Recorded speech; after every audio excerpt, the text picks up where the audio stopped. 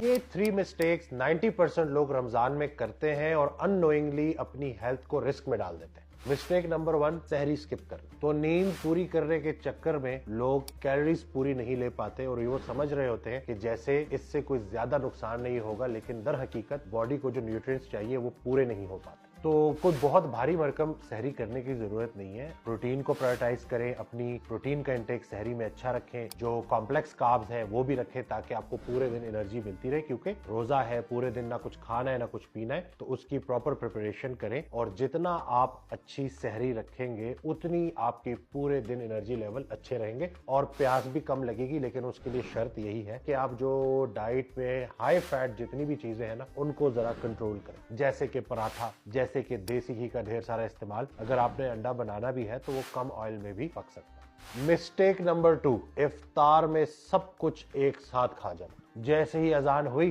तो जो सामने आया बगैर सोचे समझे खाना शुरू किया और सब कुछ ही खा बैठे। तो जो रमजान का महीना जिसमें हमने अपने हाजमे को ठीक करना था, अपनी रूहानी और जिस्मानी सेहत को बेहतर करना था, उसी रमजान के महीने में बहुत सारे लोगों को मैदे के मसले शुरू हो जाते हैं, डाइजेस्टिव प्रॉब्लम्स हो जाती हैं। और उसकी वजह यही है कि पूरा दिन पेट खाली रहा और जैसी अफ्तारी शुरू हुई तो तेजी से खाना शुरू कर दिया। और अफ्तारी आप पानी से भी कर सकते हैं, जरूरी नहीं है कि आप शरबत के गिलास पीते जाएं और इतनी सारी एम्प्टी कैलोरीज ले जाएं। तो टिप क्या है? खजूर से और पानी से रोजा अफ्तार करें। सारा दिन आप भूखे रहे तो नमाज पढ़ें आराम से, खैरियत से, और उसके बाद फिर सोच समझ के अपनी अफ्तारी करें और उसमें भी अपनी प्लेट बनाना सीखें। मिस्टेक नंबर 3, सारी रात जागे रहना। कि वैसे भी सहरी करनी है तो रात को सोते ही नहीं। और उसका एक बड़ा नुकसान पता है क्या होता है? कि आप थोड़ी थोड़ी देर बाद चढ़ते रहते हैं, कभी ये खा लिया कभी वो खा लिया। तो सोचने वाली बात यह है कि अभी तो आपने इफ्तारी की थी, तो दोबारा से खाने की जरूरत कैसे पड़ी? और अगर आपकी स्लीप पूरी नहीं है तो आपका मूड भी खराब रहेगा और आपकी शुगर भी कंट्रोल नहीं होगी। तो जहां हम ग़िज़ा की बात करते हैं वहां पे नींद भी बहुत जरूरी है। तो आप बेशक रात को 10 बजे, 10:30 बजे, 11 बजे सो जाएं और सहरी के वक्त दोबारा से उठ जाएं। तो पूरी अपने इस रमजान को इस दफा आपने प्लान करना है। इबादत अपनी जगह, लेकिन सेहत